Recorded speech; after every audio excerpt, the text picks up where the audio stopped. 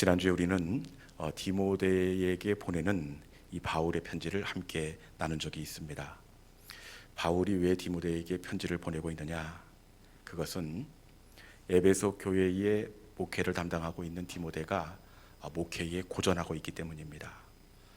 디모데는 나이도 어리고 경험도 부족하고 그리고 소심한 성격입니다. 그리고 바울과 같은 신유의 은사도 기적도 나타나지 않습니다. 이러니 자연히 눌릴 수밖에 없고 주눅이 들고 내가 목회한다고 내가 고집부리는 것은 아닌가? 나로 통해서 하나님께서 어떤 영광을 받으시겠는가? 아마 자신의 사명에 의심을 갖고 회의를 갖고 있었을 것입니다. 이런 눌림 가운데 디모데가 있는데 바울은 자신의 이야기를 간증으로 디모데 전서 전반부에 담아서 보내고 있습니다. 바울이 들려주는 간증의 핵심은 나의 나된 것은 오직 주의 은혜라. 이전에 나는 죄인 중에 괴수였다. 복음의 회방자요 핍박자요 폭행자였다. 그런데 주님의 은혜가 나를 붙들 때 내가 변화될 수 있었고 주님의 은혜가 나를 붙들 때 내가 복음의 그 사도가 될 수가 있었다. 이렇게 말씀하고 있습니다. 그러면서 간증의 결론이 어떻게 나느냐? 본이 되게 하려 함이라. 바울이라 감당하게 하신 것이 아니라 본이 되게 하려 하십니다. 그가 어떤 사람이든 하나님의 은혜가 붙드는 사람이면 그가 어떤 사람이든지 간에 은혜의 통로, 기적의 통로, 사명을 감당할 수 있게 하려 하심이라. 바울이든 디모데든 여러분 저와 여러분이든 누구든지 상관없습니다. 본이 되게 하려 함이라. 바울을 붙잡았던 하나님의 은혜가 우리 가운데 덮이면 그 사람도 바울처럼 선한 능력을 나타낼 수 있게 본이 되게 하려 합니다.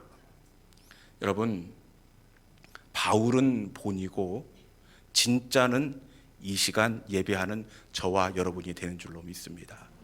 바울에게 임했던 그 은혜가 그 사람을 붙잡기만 하면 그가 어떤 사람이든 바울처럼 간증의 사람, 사명을 감당할 수 있는 축복의 사람이 될 수 있습니다. 이 시간 예배는 어떤 시간이냐? 바울에게 흘러갔던 하나님의 은혜가 우리 가운데로 흘러오는 시간입니다.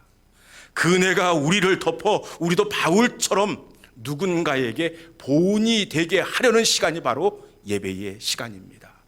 이 시간 말씀이신 하나님이 우리를 붙잡고 주장하시는 은혜의 시간이 될 수 있기를 주님의 이름으로 축원합니다. 오늘 우리가 나누게 될 말씀은 이 아람 나라의 군대 장관인 나아만을 배경으로 하고 있습니다. 원래 나아만은 성경에 등장할 사람이 아닙니다. 왜냐? 너무 젊은 나이에 문둥병에 걸리고 말았습니다. 당시 문둥병은 천형으로 고칠 수가 없는 아주 어려운 그런 질병입니다. 나아만은 가족들과 격리되어서 외롭고 비참한 생활을 하다가 병이 중해져서 그 인생이 끝나야 하는 그런 사람이었습니다. 그런데 나아만이 어떻게 되었습니까? 나아만은 기적의 사람이 되었습니다. 당당하게 그 열왕기하 5장 한 장의 이름을 올리는 아주 영광스러운 사람이 되었습니다. 여러분 이 성경 속에 한 장이 내 이야기로 채워진다. 이게 얼마나 큰 축복입니까? 나아만은 오고 가는 많은 사람들 속에서 회자되는 큰 축복을 누리는 사람이 되었습니다. 여러분 어떻게 나아만이 이런 영광을 누릴 수가 있었을까요? 그것은 이 나아만 옆에 기적의 통로가 있었기 때문입니다. 이 나아만 옆에 있었던 기적의 통로가 누구인지 본문 2절에 있는 말씀 같이 한번 읽어볼까요? 본문 2절에 있는 말씀입니다. 자 시작. 전에 아람 사람이 떼를 지어 나가서 이스라엘 땅에서 어린 소녀 하나를 사로잡음에 그가 나아만의 아너에게 수종들더니. 아멘. 나아만 옆에 있는 기적의 통로 어떻게 보이십니까? 이 기적의 통로는 바로 전쟁에서 아람으로 붙들려온 이스라엘에 있었던 어린 소녀였습니다. 전쟁에서 붙들려온 소녀, 본문에는 전혀 표현되어 있지 않지만 우리는 전쟁에서 붙들려온 소녀라는 것으로도 이 아이가 얼마나 기구한 사연을 가지고 있을지 넉넉하게 짐작해 알 수가 있습니다. 볼 것 없이 포로로 붙잡혀 온 것을 볼 때 이 전쟁에서 이스라엘이 패했던 것 같습니다. 그리고 강제로 부모 형제와 생이별을 시키지 않았겠습니까? 부모 형제 고향 땅과 강제로 뜯어내서 지금 아람 땅으로 붙들려와 있는 상황입니다. 여러분, 이런 아이라면 어떻게 사는 것이 일반적이겠습니까? 이 아이는 누가 봐도 자기의 인생을 비관하며 살아야 합니다. 자신의 인생을 이렇게 망가뜨린 나만을 저주하며 원망하는 삶을 살아야 되지 않겠습니까? 자신을 부모와 생이별시킨 사람입니다. 사실 어린 나이에는 특히 이 소녀에게는 이 가족이 전부 아니겠습니까? 가장 가혹한 형벌 중의 형벌이 바로 부모 형제와 헤어지는 것, 이것이었을 것입니다. 이렇게 자기에게 아픔을 준 나만을 매일같이 저주하고 그리고 고향을 그리워하면서 이 소녀가 슬픔 가운데 살아야 되지 않겠습니까? 그리고 나만만 원망한 것이 아니라 하나님도 원망할 수밖에 없어요. 왜냐? 이 소녀가 이 말씀의 정황으로 볼 때 믿음이 있었던 소녀입니다. 전쟁 당시에 아마 이스라엘 군이 패했던 것 같은데 이 소녀가 급한 나머지 어딘가에 숨어들지 않았겠습니까? 그러면서 점점 다가오는 그 아람 군대의 검은 그림자를 보면서 그 뒤에서 어떤 기도를 드렸겠습니까? 하나님, 제발 발각되지만 않게 해주십시오. 만약에 발각되지만 않게 해주시면 제가 뭐든지 하겠습니다. 여러분, 우리가 보지 않아도 그림이 다 보이지 않습니까? 여러분 같으면 그런 기도 드리지 않았겠습니까? 그럼에도 불구하고 어떻게 되었습니까? 그럼에도 불구하고 하나님은 이 소녀의 기도를 거절하셨습니다. 그리고 생이별을 하고 아람 땅으로 포로로 붙잡혀 왔으니 여러분 같으면 하나님을 원망하지 않겠습니까? 세상적인 눈으로 보면 이 소녀는 기적의 통로가 아니라 원망의 통로, 좌절과 자포자기하는 삶을 살아야 할 것 같습니다. 날마다 슬픔으로 고향을 그리워하면서 그렇게 망가지는 삶을 살 것만 같습니다. 그럼에도 불구하고 이 소녀는 은혜의 통로가 되었습니다. 나만에게 기적의 통로가 되었습니다. 여러분, 궁금하지 않습니까? 누가 봐도 원망의 통로, 슬픔의 사람일 것 같은데 도대체 어떻게 이 소녀는 나만에게 기적의 통로가 될 수가 있었을까요? 그것은 이 소녀가 이미 결정된 지나간 일에 묶이지 않았기 때문에 그렇습니다. 지난 일에 묶이지 않았다는 것을 어떻게 알 수가 있느냐? 우리 본문 3절에 있는 말씀을 함께 봉독하도록 하겠습니다. 본문 3절 같이 읽습니다. 자, 시작. 그의 여주인에게 이르되 우리 주인이 사마리아에 계신 선지자 앞에 계셨으면 좋겠나이다. 그가 그 나병을 고치리이다 하는지라. 아멘. 과거에 묶이지 않았다는 것을 어떻게 알 수가 있습니까? 이 소녀가 그 사모님에게 그러는 거예요. 우리 나으리가 문둥병에 걸렸는데 사마리아에 있는 선지자를 만난다면 그 선지자가 주인님의 병을 고치리이다. 이렇게 이야기하는데 여러분, 이 이야기를 듣고 사모님이 어떻게 합니까? 사모님이 이 소녀의 이야기를 남편에게 이야기합니다. 그런데 남편에게 이 이야기를 꺼낸다는 것 결코 쉬운 일이 아닙니다. 만약에 잘못했다가는 안 그래도 예민하고 날카로운 나아만의 심기를 불편하게 할 수가 있습니다.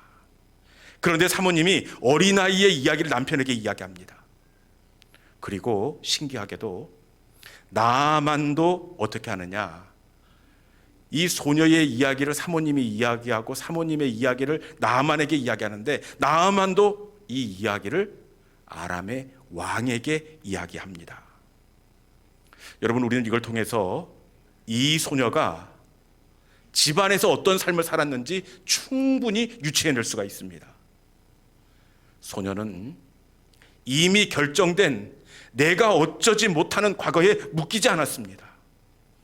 소녀가 원망하는 삶, 포기하는 삶, 불평의 삶을 살았다면 어떻게 주인들의 마음에 감동을 줄 수가 있겠습니까? 소녀는 자신의 상황이 다 이해할 수는 없지만 이 안에 있는 하나님의 계획이 있음을 바라보았습니다. 그리고 대신에 그 계획을 바라보면서 그가 할 수 있는 일들에 최선을 다했습니다. 성경에는 나와 있지 않지만 이 소녀가 그 집에서 허드렛 일을 할 때 어떻게 했을 것 같습니까? 청소를 하고 설거지를 할 때에도 보이지는 않지만 아마 입에서 찬송이 흘러나왔을 것 같습니다. 주인이 보든지 보지 않든지 늘 주어진 일에 최선을 다했을 것이 분명합니다. 이런 모습을 보면서 나아만 부부는 감동을 받게 되었고, 그리고 그 소녀를 신뢰할 수가 있게 되었습니다. 여러분, 하나님의 사람은 다 이해할 수 없을지라도 이미 결정된 상황을 받아들이는 사람이 바로 하나님의 사람입니다. 지금은 이해할 수 없을지라도 그 안에 담겨져 있는 하나님의 계획을 바라보는 사람이 바로 하나님의 사람입니다.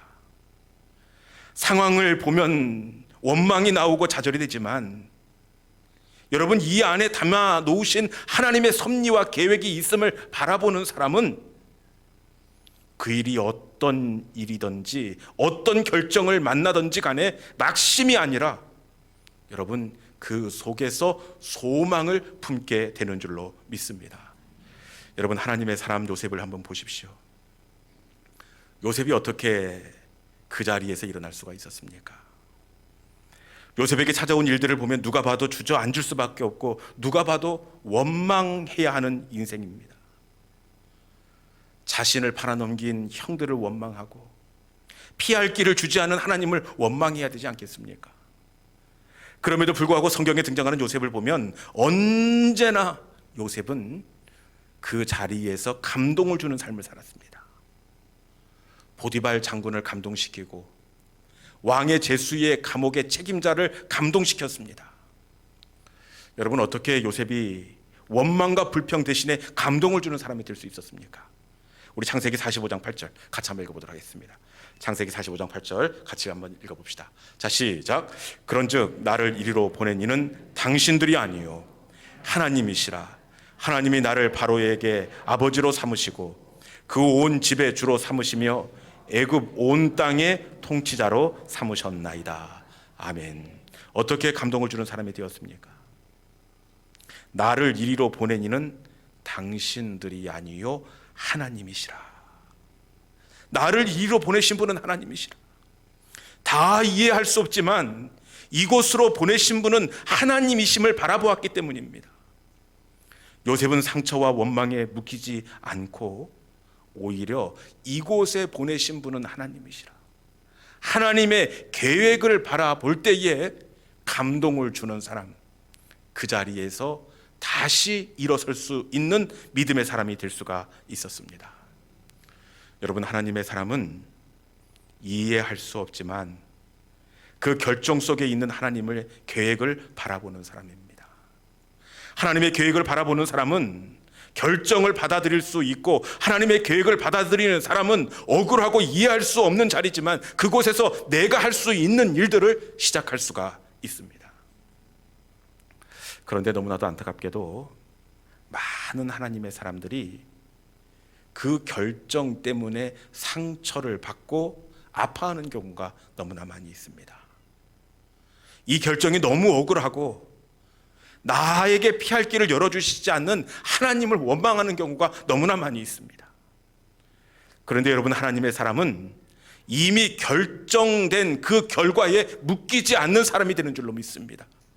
이 결정이 나를 이리로 보내신 이는 하나님이시라, 나를 여기에 세우신 이는 하나님이시라, 하나님의 계획을 바라보며 주어진 일들을 인내로 감당하는 사람이 바로 하나님의 사람입니다. 내게 찾아온 그 결정 속에 있는 하나님의 계획을 바라보는 믿음의 성도들이 될 수 있기를 주님의 이름으로 축원합니다. 여러분, 소녀는 인정하고 싶었겠습니까? 그 인정하기가 얼마나 부담스럽고 또 이해할 수도 없습니다. 그런데 하나님은 이 속에 하나님의 계획을 담아 놓으셨더라고요.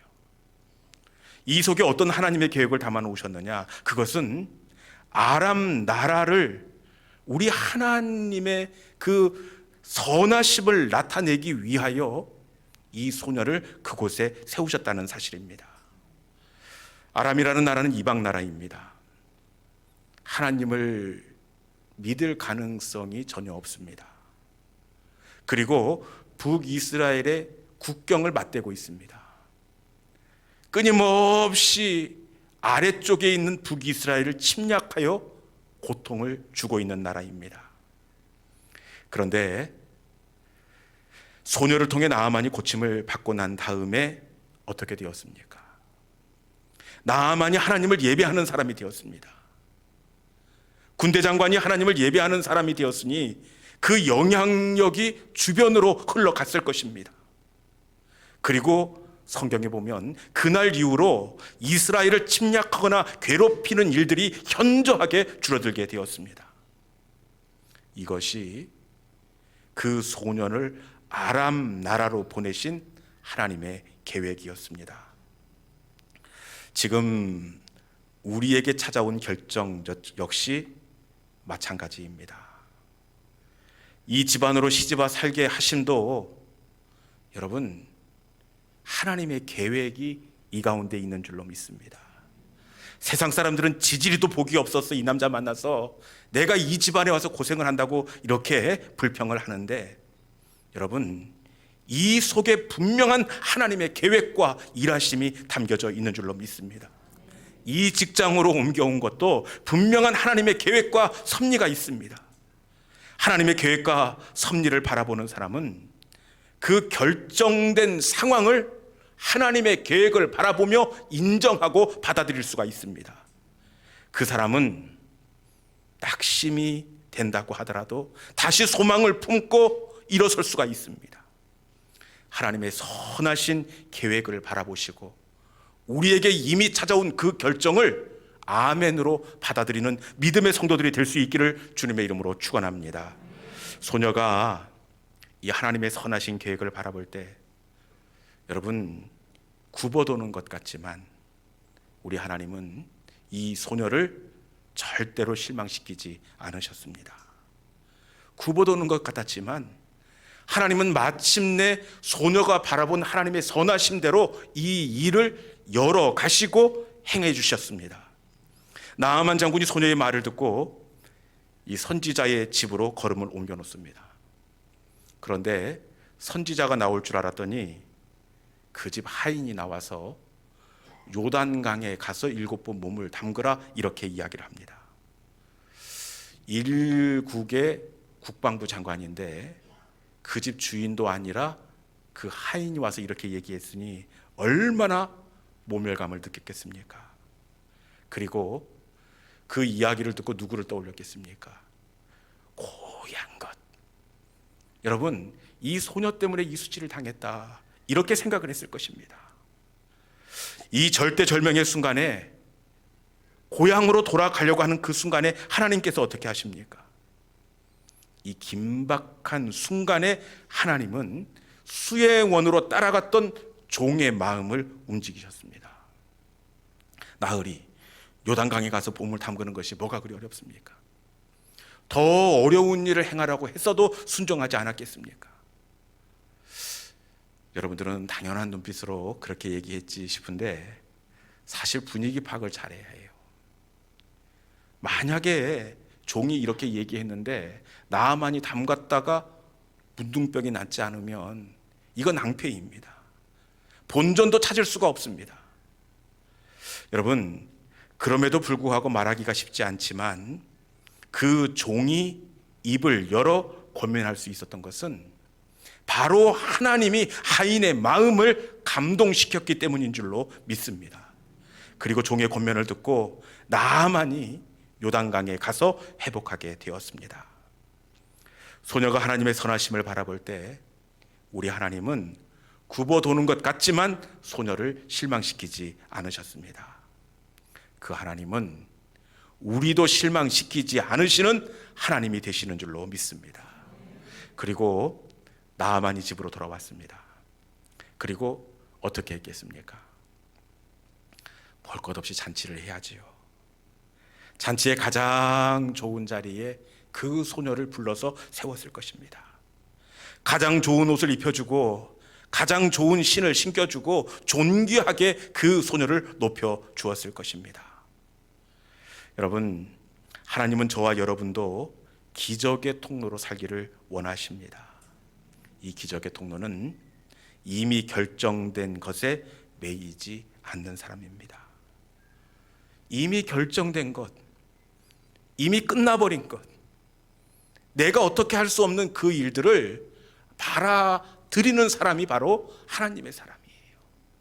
그 속에 분명한 하나님의 계획을 바라보면서 내게 주어진 일들을 감당하는 사람이 바로 하나님의 사람들입니다. 나를 이곳으로 보내시고 선하신 계획을 이루실 하나님을 신뢰하고 나에게 결정된 결정을 받아들이시고 이제 내가 해야 할 그 일들을 시작하는 우리 모든 믿음의 성도들이 될 수 있기를 주님의 이름으로 축원합니다.